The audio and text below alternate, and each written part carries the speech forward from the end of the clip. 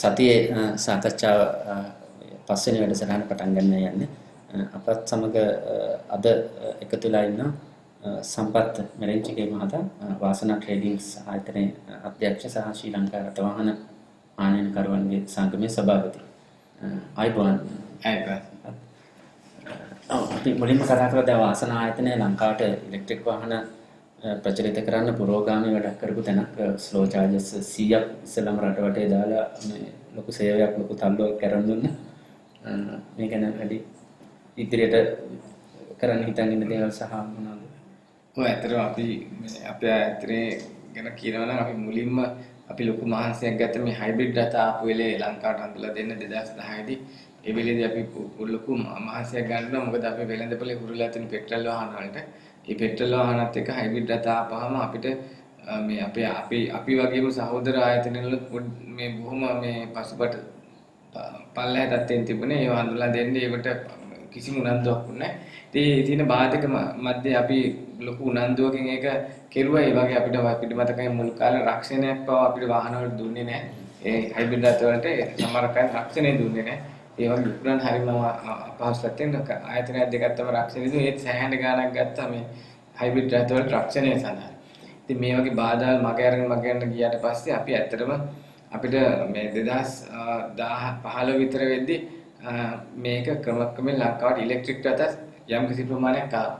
ඉතින් යාවට මුල් කාලේ ඉලෙක්ට්‍රික් රථවල බද්ධ තිබුණේ 100ට සාමාන්‍ය 40ක් තිබුණා. ඊට පස්සේ 2015 ආයෙත් ඒක මේ බද්ධ අඩු කරුවා 120 දක්වා.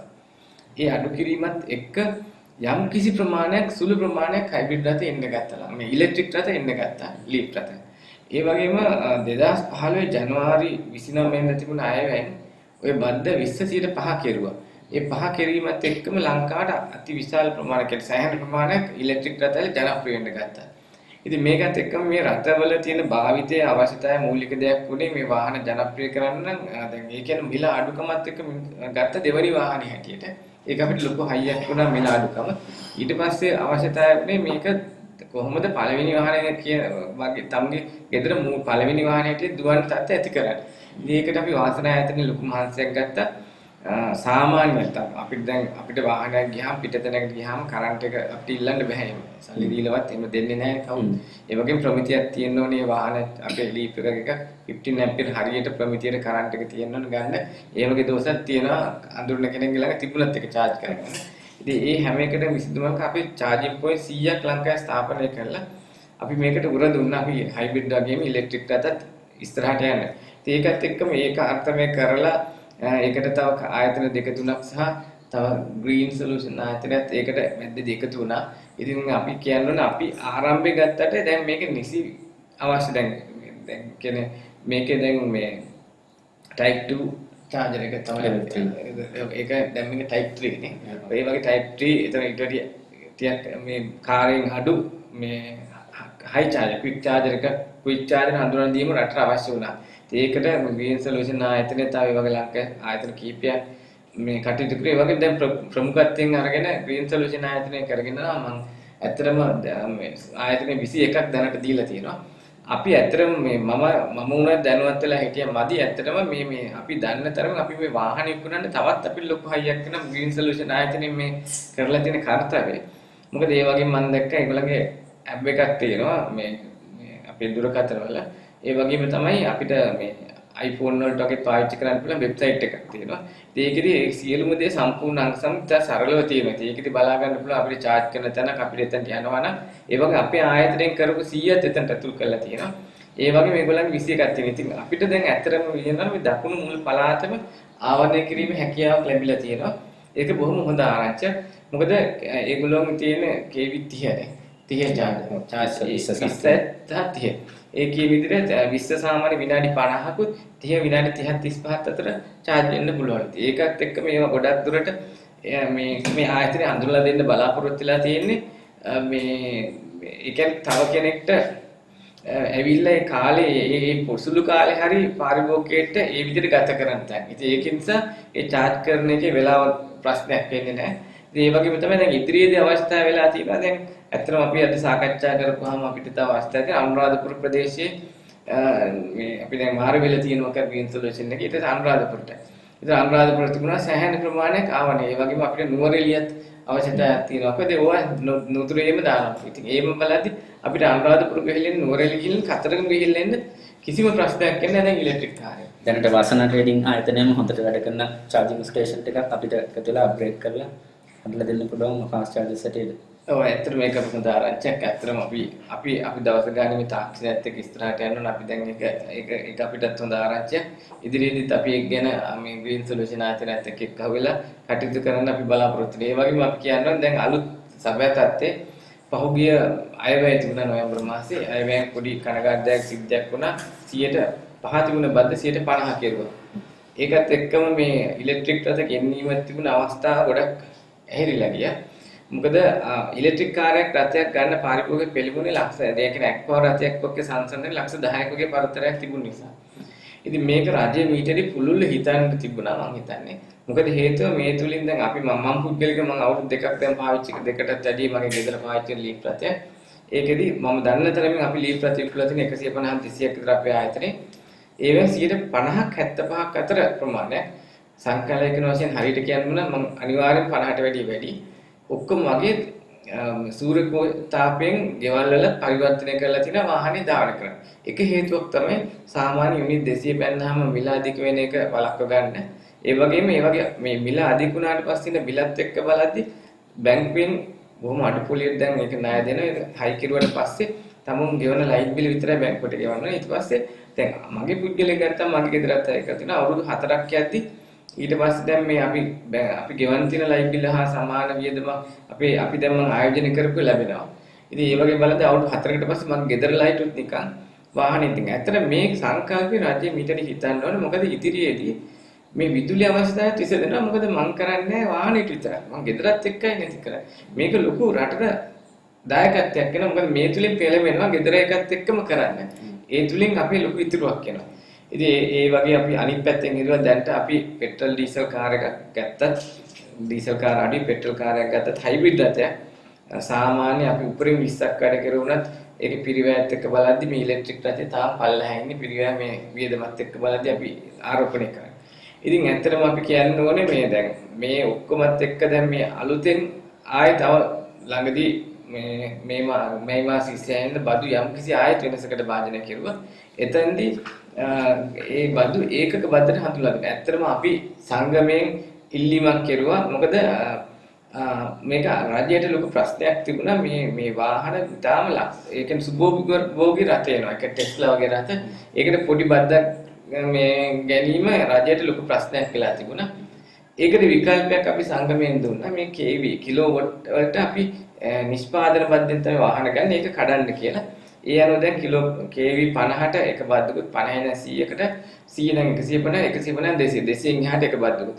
ඒ අනුව දැන් ටෙස්ලා වගේ රථයක් කිලෝවොට් තාම 300 ගානක් අපේ මෝටරේ දාර්ථාව තියෙන. ඉතින් ඒවා එතකොට ලක්ෂ 100 ගානක් විතර දැන් බදු වෙන ක්‍රමයක් තියෙන්නේ. ඒ වගේම 50යි 100 අතර 25000ක් වෙන එක එකකට. ඉතින් දැන් අපි දන්නා ACD වගේ තමයි දැන් ගේන්න පුළුවන් ලංකාවට ලීෆ් වල. එකක බද්ද ලක්ෂ 17මානක් වෙන 70යි තියෙන සාමාන්‍ය මෝටර දාර්ථාව ලීෆ් එකේදී. ඉතින් ඒ වුණාට වැඩේ තියෙන්නේ ප්‍රශ්නේ මේ බදු හැදීමේ තියෙන තව එක දුර්වලතාවයක්. බදු ගන්න ඒකක බද්ද සහ අවම ඒකක බද්ද ඇතුළේ කියන්නේ නිෂ්පාදන බද්ද සහ වටිනාකම් මත බද්ද. වටිනාකම් මත තාම එහෙමයි වෙනස් වෙලා නැහැ. ඒක සාමාන්‍ය ලක්ෂ 29ක් විච්චෙත් බද්ද අලුතෙන් මේ ගන්න කිරීමේ 17 මාර්ග පාවිච්චි කරන වාහන වලට යම්කිසි මේ අලුත් වටිනාකමෙන් පල්ලෙහ වටිනාකම ලබා ගැනීමට මේ පාර මේ අලුත් ක්‍රමයේ හැටියට ලැබිලා තියෙනවා. ඒකත් එක්ක ලක්ෂ 3ක් 4ක් තමයි වැඩිලා තියෙන්නේ. ඒක තව පොඩ්ඩක් පැහැදිලි කරලා සම්පත් ගොඩ දෙනෙක් අපි නිතරම අහන ප්‍රශ්නයක්. දැන් අපි අර ඒකක කිලෝවොට් එකට 25000 ගාන කැල්කියුලේට් කරලා ලක්ෂ 17මාර කියනවා. ඒ අතරින්ම තව එකක් තියෙනවා CIF එකේ වැලියු එකෙන් 150ක් කියලා. ඔය දෙකෙන් වැඩි එක මොකක්ද කියලා අර ආයෙත් පරණ බද්දම එනවා කියන අදහසක්. ඔව් දැන් මෙහෙමයි දැන් බදු ක්‍රමයේ මේ පාර බදු ප්‍රතිශතය කිසිම වෙනසකට භාජනය කෙරුවේ නැහැ. මේ පාර කෙරුවේ වටිනාකම් ගැනීමේ ක්‍රමයේ වෙනසකට භාජනය කෙරුවා රජය.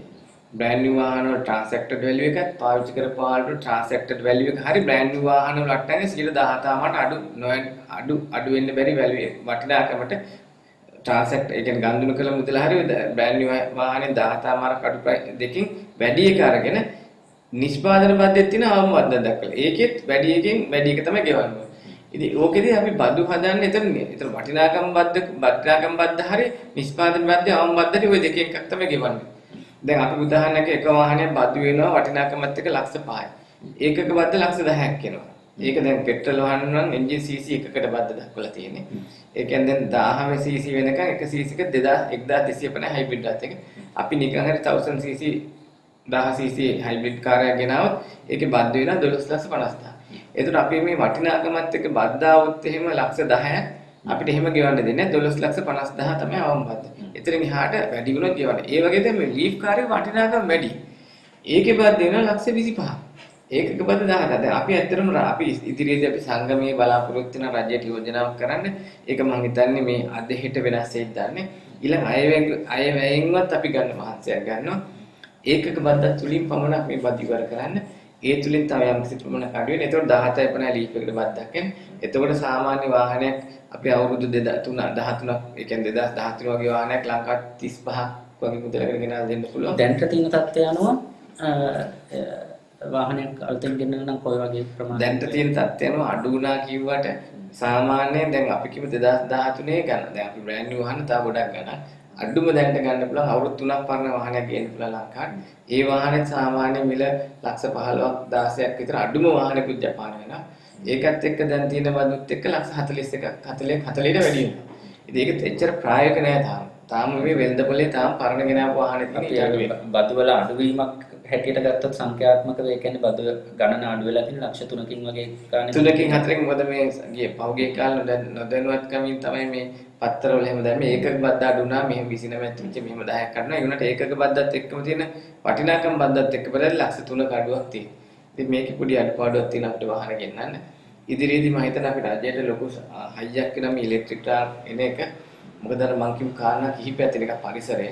අපි කියන්නේ හිතන්න ගොඩක් අපි හයිබ්‍රිඩ් රථයකටත් වැඩි පරිසර හිතකාරයක් තියෙනවා.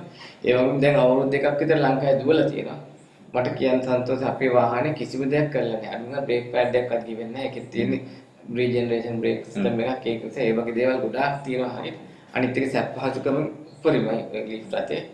ඉතින් ඒ වගේ හැම දෙයක්ම තියෙද්දි මම හිතන්නේ අපි ඉදිරියේදී රජයට ඒත්තු ගන්නලා මේ වාහන ආනයන කිරීම ප්‍රකෘතියත් අනිවාර්යෙන්පත් වෙයි. අපි හොඳටම දන්නවා දැන් 2017 මම අහලා තියෙන ලීෆ් රථය දැන් කිලෝමීටර් 250ක් දක්වා දුවන්න පුළුවන් කියලා. ඒ වගේම විශාල රථ ප්‍රමාණයක් දැන් නිෂ්පාදකවරුන් ජපානයේ නිෂ්පාදනය කරන ඉලෙක්ට්‍රික් රථ.